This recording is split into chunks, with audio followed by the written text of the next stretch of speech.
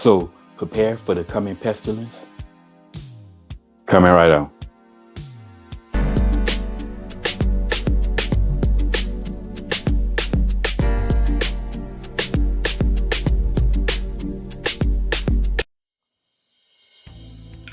What's up, y'all? Welcome back to Common Sense Logic and Reason. And as always, I want to say thank y'all for joining me today. So once again, let me give this disclaimer here.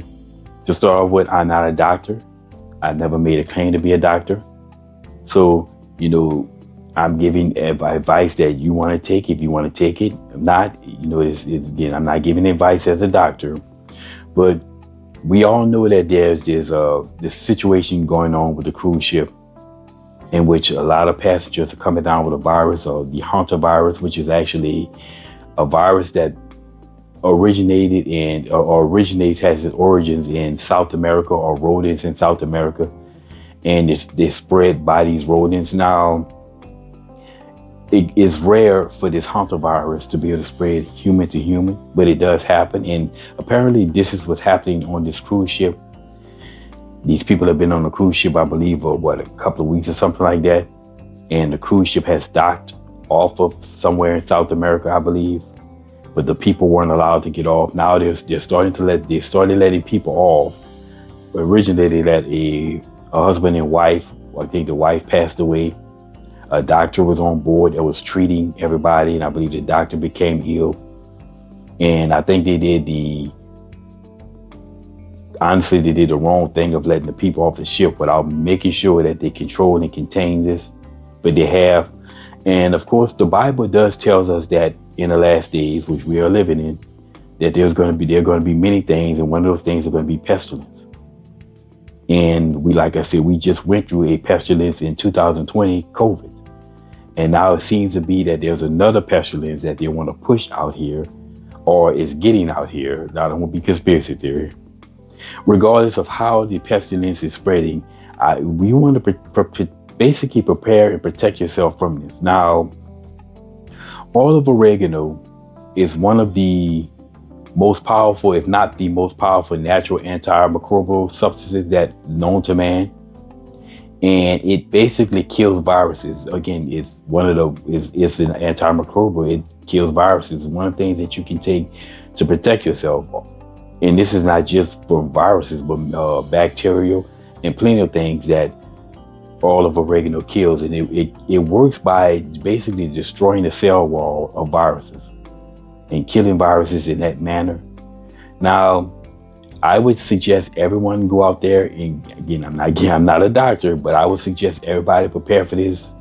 Even if it's not going to be bad, go out there and get you some olive oregano. You can get you it comes in bottles, liquids with droppers. It comes in pills, kind of like vitamin E.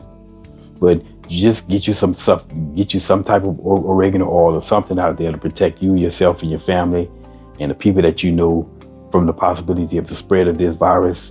Again, I thought COVID was going to be bad. Didn't realize that I didn't realize it wasn't going to be nearly as bad as they made it out to be, and they tried to make it seem bad, but it wasn't that bad. However, it doesn't mean that you don't protect yourself. Now, I will say this: if you are going to get some olive oregano, you make sure you have to check for the carvacol levels, because that's the thing that actually destroys the cell wall. So, I would say you want to make sure that you have oregano oil with a sufficient enough level of carvacols that it actually works. Now, me personally, I went with, after purchasing some, I went with 80% minimum. You can get higher, but I went with oregano oil that had 80% carbachol levels. Again, you don't want to take chances on this. Again, I would rather have it and not need it than to need it and not have it. Anyway, y'all, just in closing, like I said, I'm not a doctor.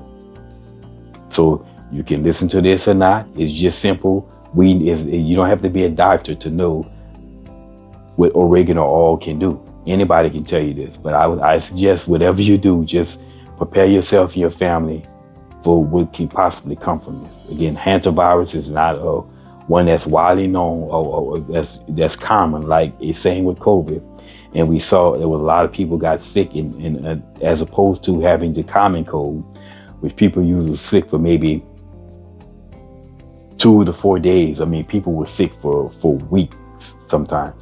So like I said, just prepare yourself and prepare your family, because we don't know what's going to happen. Like I said before, better to have it and not need it than to need it and not have it.